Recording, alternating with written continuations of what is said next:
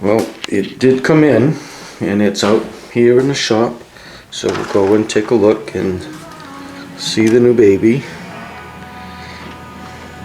And I got my little helper here with me. This is Dale. His brother's name is Chip.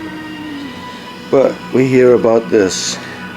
This is the new Osprey CNC. That's the name I gave it.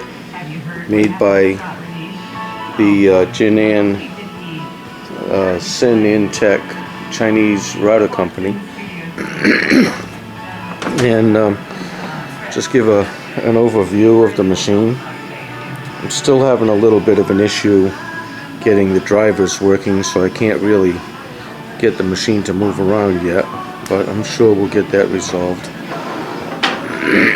Running on Mark 3, and the error that I'm getting here is right there. Find no HXC NC USB pod. I'm trying over and over and over and over again to get that running, but to no avail. So the welded steel frame is pretty robust. I have no complaint whatsoever about the rigidity of that frame. That is it.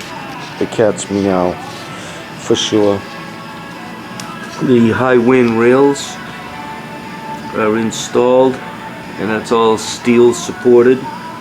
It's all steel all around there. There's no aluminum at all in there. This is the table top.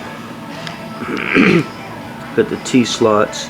It's a hollow aluminum top, which kind of, I don't know, to me that's a little bit wimpy. And this material here, the fit and finish, is, of course, you know, Chinese. And this is kind of a rubbery material. See, I could stick my fingernail in it. It's soft.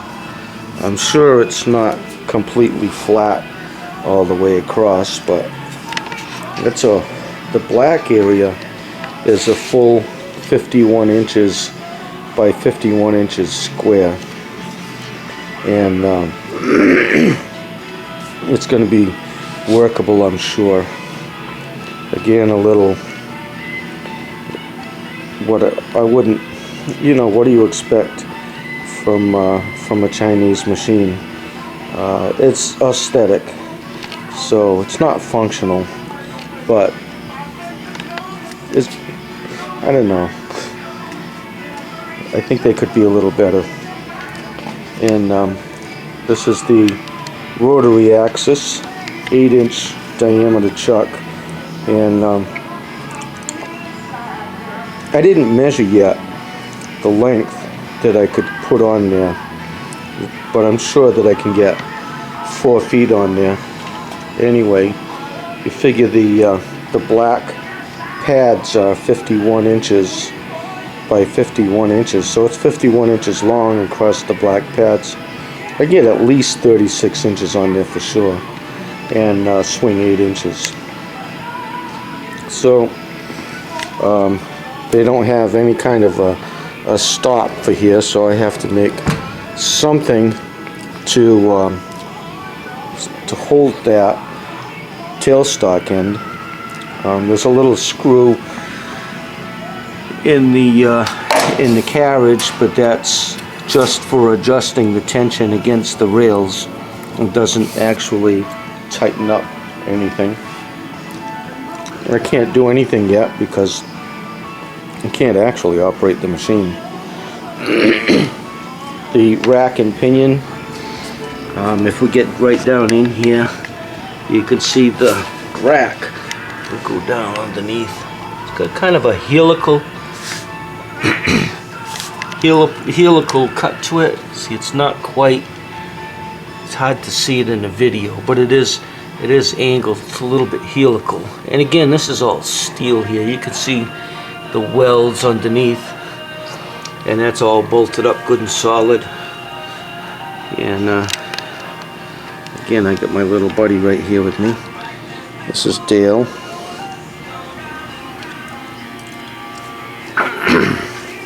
Well, the oiling system that goes right into the ways. Just a little bit of dust and stuff on the top, but that's just wipes right off there. Still, you know, a little cleaning going on. And I have a magnet here, and I thought that this was going to be an aluminum gantry, but it's steel all the way around, because magnets don't stick to aluminum. You can see a weld along here. That's welded steel all the way across. They cut holes in the steel to get the cabling through, which I thought was pretty nice. A view of, and here you can see a little bit of the rack. It has a bit of a pitch to it. It's not a straight spur, it's on an angle a little bit. To run the gantry across. This is just sheet metal. That's all open underneath there. We'll look underneath there in a minute. And what I'm going to do here for just a second, you just bear with me. I'm going to take that cover off, and you can see the motor and the stepper. And I had that all. I took all the screws out already, just so I could slip this off.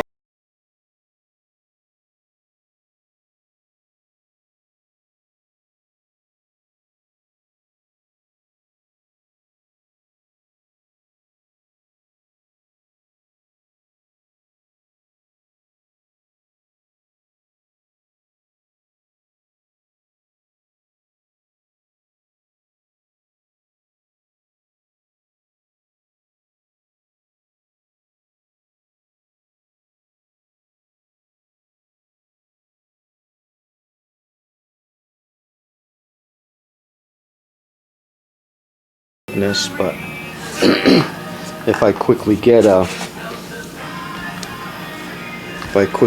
tape measure in my toolbox here, a trusty tape measure, and get a measurement of the thickness. So we're 3/4, a little more than 3/4 of an inch thick. More like 7/8 of an inch thick. Steel, not aluminum, which is pretty impressive. And then we'll look underneath, and we could see the carriage and everything, the way it's all put together. This is, I don't know, man. One thing I just noticed, that's not welded. That's one solid piece of steel. Man, if I was going to have this made, I would have had that welded, but that's not welded. Looking on the inside, I can't tell any machining marks. Looking down in there, I'm so curious now that I'm going to have to figure that one out. That doesn't make sense to make that all out of one piece, but it really does look that way. And underneath, this is welded. The system's all bolted there. That's all cast. That's all steel. And that's all welded up. And this is, well, that's about an inch thick there, that gantry is sitting on top of. Let's see, around to the other side. That's all steel. Whole thing with those rails on there. And then the drive unit down inside. I don't know if I can get a good look in there or not. Hang on, I'm going to hook up a light. I'll come right back. Okay, so I did hook up a little bit of a light here. It's still hard to see in there, but there's a bit of a ratio. And coming back to this inside thing here, I don't know. I'll tell you what. You be the judge, but that is not welded in there at that intersecting point. That is, as far as I can see, that is one solid piece of steel in there.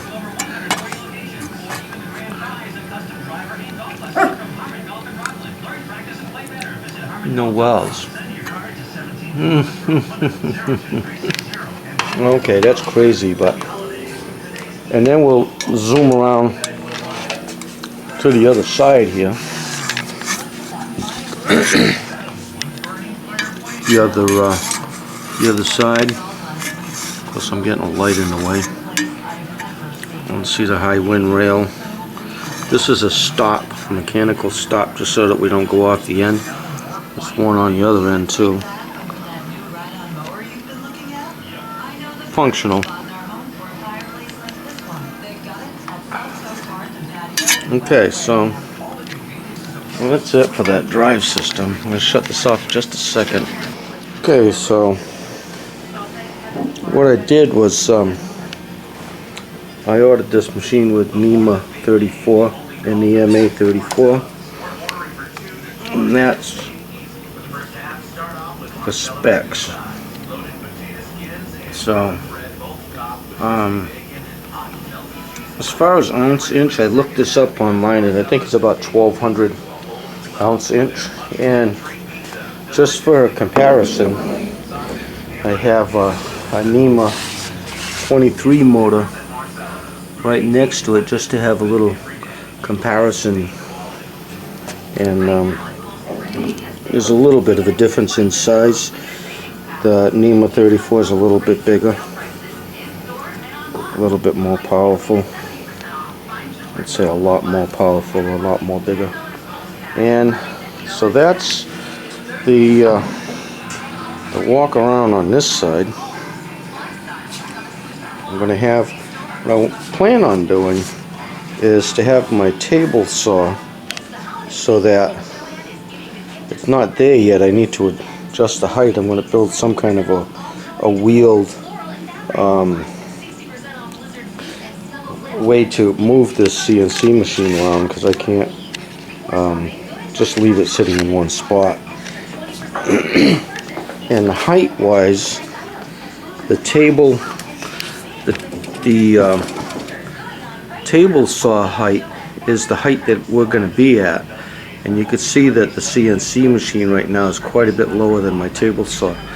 But I'm going to bring the table of the CNC machine up to the same height as my table saw, which also going across here is going to be to the height of my workbench, because right now my workbench is right there, which is about the same as my table saw, and my CNC machine is quite a bit lower. I haven't measured it yet, probably 6 or 8 inches, maybe 12 inches lower. So I'm going to bring up the height on my CNC machine.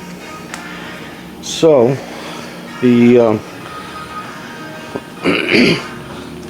the spindle, and go back to the control cabinet in a minute. So the whole spindle thing is pretty robust also, as well as everything else is on this machine. Just adjusting some power cords here. And so what I had to do was to drop down 2 drops from right there. There's 2 cables. I don't know if you could see that or not, but if I get away from the lights, maybe. Here we go. We've got 2 cables coming down. One cable, the orange one, is 110 and the other one is 220. So this machine runs on 220. And I have my spindle cooling, which there's a little like a fountain pump thing in there, and that circulates water through those orange hoses up into the water-cooled spindle. Can't turn it on yet, unfortunately. You see the oiling systems in there, and the ball screw, pretty significant ball screw. Let me get a tape measure, hold on. And that is, near as I can tell, about 7/8. So let me get repositioned on this. Let's see, we can get, it's about 7/8 of an inch across. I don't know the lead on it, but it's not a lead screw, it is a ball screw, no doubt. So that's pretty heavy duty ball screw.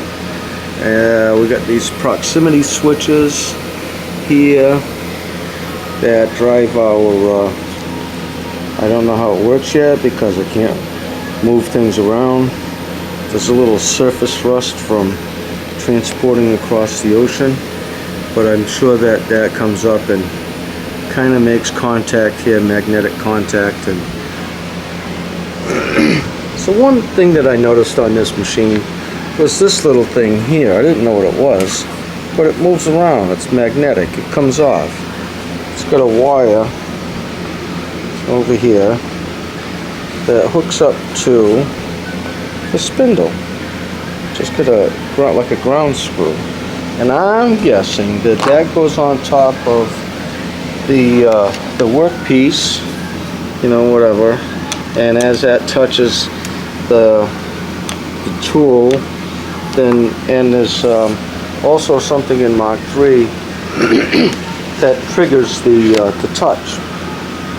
So I didn't know I was going to get that. I think that's kind of nice that it's there. It just hooks up there.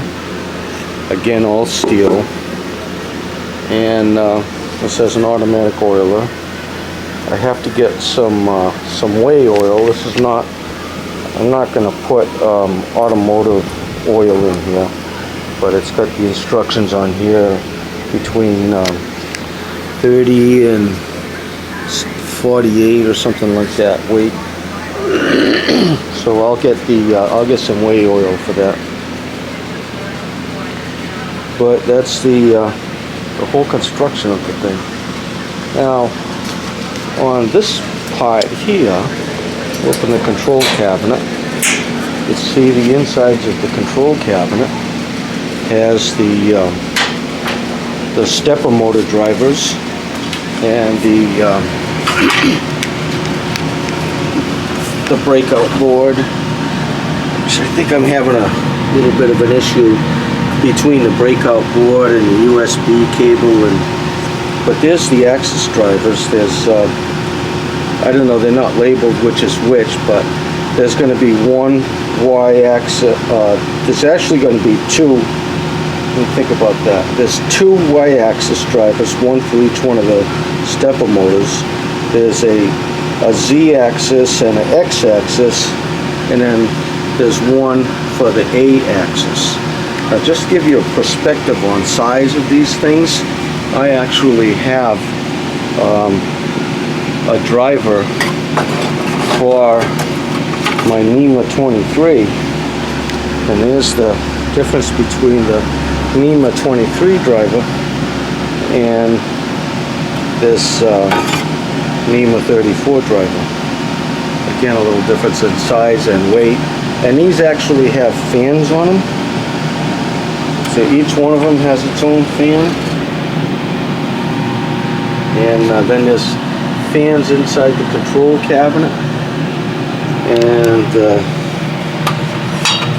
transformer here is actually pretty big. So if you look at my hand, and I don't have a huge hand, but I have that transformer is a pretty big, heavy-duty transformer, and it's pretty clean, neat, and organized in there. I'd say that it's pretty decent. And then on this side of the cabinet, the front of the cabinet, got I don't know what those relays are for. I don't know what that's for. Doesn't really matter. I don't know what that's for. But this here is the variable speed drive for the spindle. Flashing away. Again, I don't really have the connection yet with and then this handheld controller, wireless. Some magnets on the back. I gotta put the batteries in. The batteries I had were almost dead, and they did go dead. So one more thing to show, and I'll get myself in position for this. Hang on, I'm going to take that front cover off. Okay, so on the front of the machine, I actually already took the screws out of this cover, so it just kind of like pops out. And what I'm going to do is just kind of pry it open, and it comes off easy. Just to show the inside, what's going on in there. Of course, it's completely open. Looking up at the top from up underneath. This is looking at the top, that aluminum top that's right here. Okay, so from the top, I'm sitting on the floor, so got the aluminum extrusions that have the T-slots in them, and then coming down underneath, you can see the welded steel frame all the way through, which is pretty robust. This is wide open underneath. There's no axis drive mechanisms under here. So what I'm thinking about doing is on this is the outside, and that first cross member across there. What I'm going to do is drill into that and bolt into that, and I'm going to cut an opening up in here somewhere, so that I can stand a board up and down this way and have a sort of a vise up against that cross member right here, and so then I can clamp a board in here and actually do like mortise and tenon kind of stuff. And this will be raised up quite a bit too, whereas right now it's sitting on the floor as low as it is. That's going to go up another 10 or 12 inches. So that's that's the whole tour of the machine. And once I get my drivers working for Mark III, then I'll do a performance test. But that's as good of an overview I can give of the machine itself. Okay, so until next time, have a good day.